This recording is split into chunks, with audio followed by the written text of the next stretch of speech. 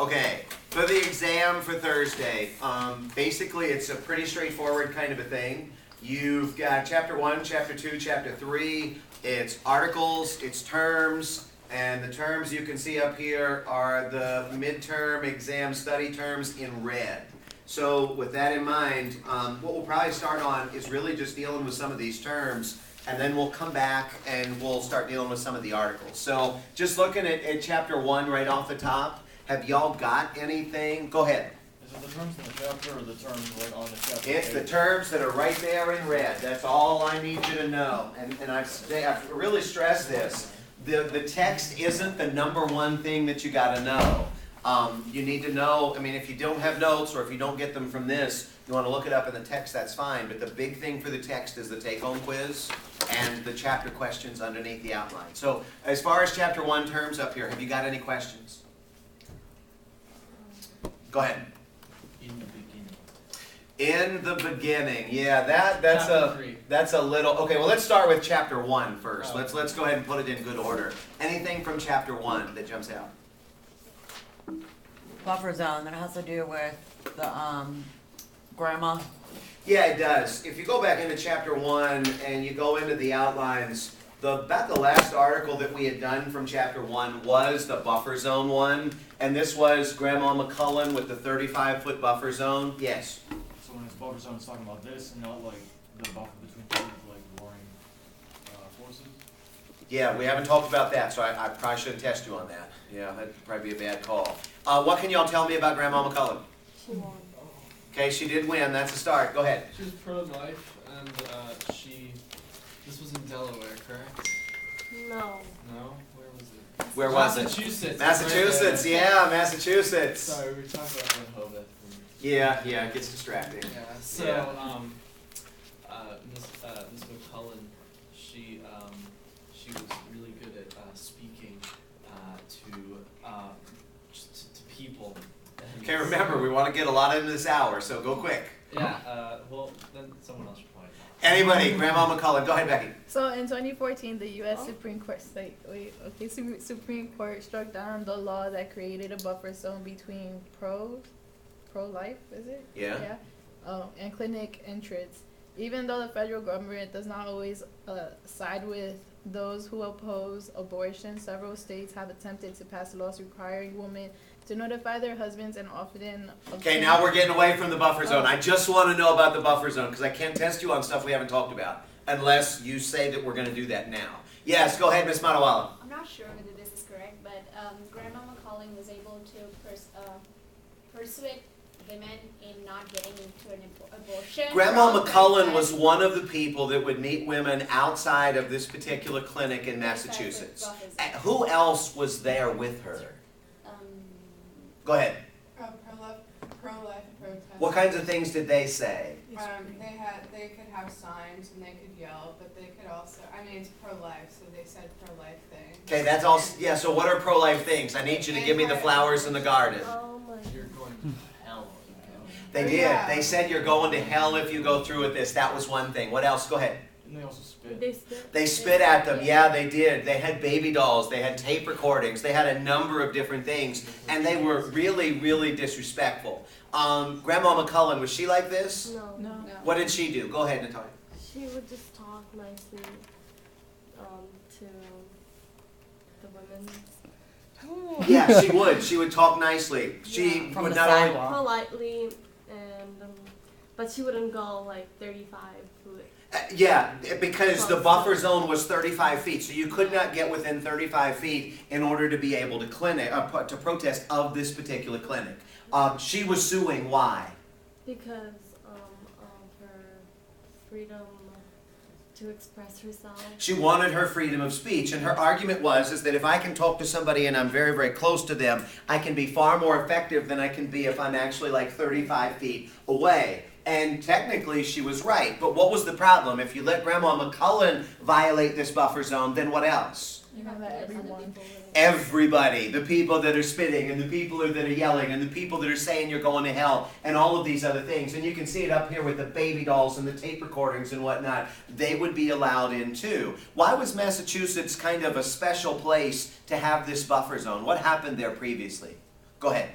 There was like an incident where they came into a clinic and killed people. They did. Pro-lifers actually went into a clinic, and in the interest of trying to save lives, they killed several of the doctors that were performing the abortions, which seems to kind of really completely contradict this whole idea of pro-life. What ultimately happened? Did she win? Yes. Yeah, she did win. And going back on this, the Supreme Court had said, if you're worried about violence, or if you're worried about assault, or if you're worried about some of these other things, they said, listen, they said, you know, there are other existing laws in Massachusetts that deal with this. You don't have to step on First Amendment rights and freedom of speech. They also said in this that if you do not allow, or if you allow a buffer zone here, then you would have to allow a buffer zone against striking workers, for example, or maybe protesting outside of a football stadium because of a team's mascot. And they said, man, you're really opening a crazy, crazy door if you do this. Do you remember what the kind of weird part was regarding the Supreme Court striking down a buffer zone was? Anybody remember what that was? It was a little bit inconsistent. The Supreme Court has a buffer zone around it that you cannot protest within, and people really criticize them because the court has a buffer zone and they didn't respect this one here. And you'll notice down here, 250 feet away from the Supreme Court. So this top article is the one we dealt with in class. This bottom article actually breaks down a little bit of the ruling. What other questions do y'all have from the terms? Chapter 1. Social contract. What was a social contract? Social contract theory. Go ahead. Okay, don't know. Anybody, social contract theory? Go ahead, it looks like you're ready now. So, yeah, okay. It was, I think, John Locke. It was John Locke. It was the theory that with government, people make government, not God. So people, in order to have government, give up some of their individual rights. Yeah. So it's like they give up some of their freedoms in order to have order. They do. Basically what Locke was saying, if you go back on this, is Locke is saying that, you know, in the absence of government, this is kind of the wild, and a lot of really, really bad things could actually happen. But he said when you have government, people are going to be willing, under the social contract theory, to give up certain freedoms that they have in order to gain certain protections from, ultimately, the government. That's basically what Locke was saying on this. And I'll try and scroll down right quick and find this. Wait, you said in order to gain what? In order to gain certain protections from the government. So the people are willing to give up certain rights in order to gain certain protections. And when you look at this chapter, what you see is that John Locke was not one of our founding fathers, but he was kind of one of the minds behind the founding fathers. It was Hobbes, Locke, John Locke. but it was Hobbes, Locke, and Rousseau that they. Yeah, but I'm not going to test you on Hobbes and Rousseau. I mean, unless that's what y'all want. I really just want to go over stuff we've gone over. So if y'all want on these other things, you're right, there were some others, but for our purposes with the text, it was John Locke. And when you get into the chapter a little bit, he's basically saying in here, you give up certain rights in order to gain certain protections. And like I was saying, Locke was not a founding father, but he was one of the founding minds. So you see this idea from Locke in Jefferson. You see this idea from Locke in the Declaration of Independence. You see these ideas kind of going throughout, you will, the development of the American system. I think I saw a hand somewhere. What was that Becky. one for? What's that? The one with the whole lock? That was social contract. Any other questions that y'all have about terms? Yeah. And so Locke and social contract kind of go together. Not everybody at once. Chapter 1 terms. Wait, how about the freedom? What was the freedom? Is it freedom versus order? Yeah, it was. It was freedom versus order. So what did freedom mean when we talked about it? Go ahead. So power to speak or act whenever and however is wants to. Yeah, when we had talked about freedom, I had mentioned freedom like in a couple of different ways. I had mentioned that y'all have the freedom to pursue an education, or the freedom to marry or not marry, you know, the freedom to get a particular job, to pursue a particular job, you know, these kinds of things. But then we had dealt with speech and press and voting. So there's like life freedoms, but then there's political freedoms.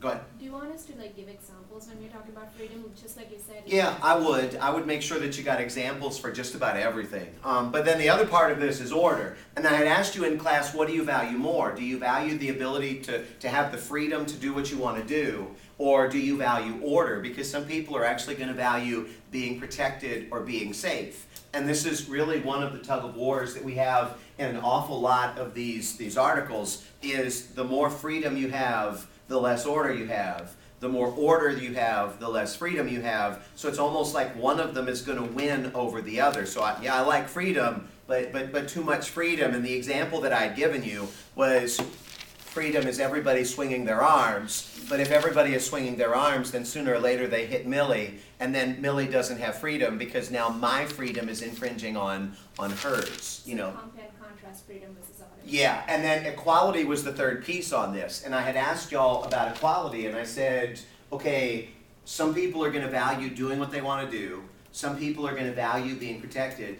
And then some people are going to value being treated equally. And this is the third piece of this tug of war. And the classes oftentimes go toward freedom or equality, mostly up here. Yes? Referendum. What was a referendum? We were talking about direct democracy, and direct democracy, if you remember, was this idea that everybody kind of gets to vote on everything, and I'd given you recall, initiative, and referendum. What was referendum? Well, it was a Greek city-state. Direct democracy came from Greek city-state. Yeah, that's right, it did. But what was the specific about referendum? Ballot for Go ahead. ballot for citizens to vote on Ballot for citizens to vote on the... I don't know. Reaffirm one of the laws of. Just what is a referendum? Oh, this is going to be a fun exam on Thursday. Referendum was, and I had asked y'all in all of the classes, I said, if there is a 50-50 issue, which side would you pick? And nobody really could answer the question very well. And I said, what's the problem? And they said, if you pick one side that's at 50, then you upset the other half. So you really are going to be upsetting as many people as you help in a 50-50 issue. And I said, what legislatures do sometimes is they'll pass a referendum. So they will draft a referendum, and then instead of voting yes or voting no, what they do is that this referendum will end up on the ballot at the next election. And then when people vote yes, if a majority says yes, then it becomes law. Or if people vote no, a majority, then in fact it gets killed. And I had mentioned to y'all when we were talking about this, with a referendum, if I'm a politician and I'm in favor of it, I come back and I say to you, hey, the people have spoken, we work together, we pass this referendum. If it gets killed, the people have spoken, we work together, y'all killed this referendum.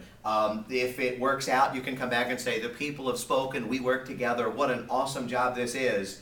And then if you remember, I had mentioned the people have spoken, if it fails, people have spoken, you'll pass this referendum, but I'm here to help you fix it even though it didn't work. And the idea is that it's not the legislature that's passing a law, but ultimately they're passing something like the buck, if you will, onto the people, and then the people will vote yes or no. Nobody's going to get mad at the elected official because it was the people that ultimately made the decision. So it's not the electorate that's making the decision. It is the electorate that's making the decision. It's the people, yeah. Okay. Yeah, the voters are making the decision. Go ahead. So, is referendum based on the majority or the public? Yeah, it is. And like I said, you vote yes, a majority, the politician doesn't have dirty hands. They didn't make the decision, the people did. So it's based on the public? It's based on the public. And if the people vote no, the politician doesn't have dirty hands. It's like, listen, this is a really close issue. I'm going to let the people decide. You can't get mad at me. I empowered you to make this call. Well, what was the go ahead. So it is direct democracy. It is direct democracy in the sense that it's the people. Yeah, so those were the three examples of direct democracy. Recall, initiative, and referendum. And referendum is like maybe the least, because the legislature is passing something that the people are going to vote on, but the people are still voting yes or no to decide if it becomes law. You said it's recall, referendum, and what? Initiative. Initiative. And you notice up here, there is initiative. Yeah. Any idea what an initiative was? To collect ballot with signatures. Say again.